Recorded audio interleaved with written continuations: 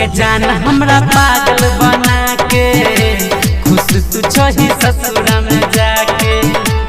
ये जान हमरा पागल बना के खुश तू छही ससुरा में जाके। तोरे आस में रोबै छै दिलवा भूल न पाबी के हम भुला के। ये जान हमरा पागल बना के खुश तू छही ससुरा में जाके। ये जान हमरा पागल बना के खुश तू छही ससुरा में जाके।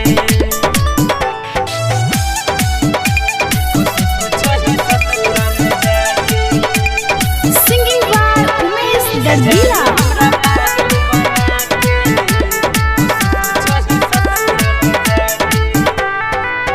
एको पल नहीं रहे छेला दूर दिलबा के गेला चकना चूर।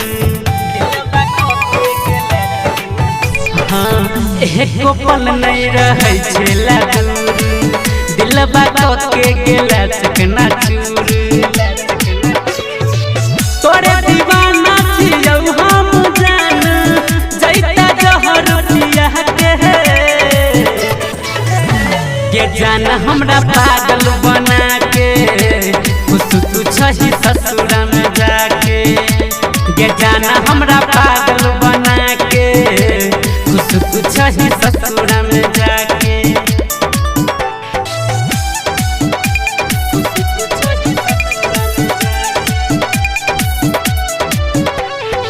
अभी आप सुन रहे हैं खुटौना से मैथिली म्यूजिक की शानदार प्रस्तुति।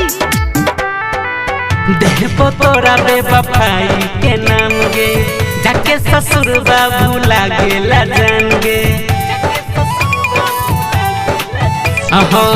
देहबो तोरा बेवफाई के नाम गे जाके ससुर बाबू लागेला जान गे।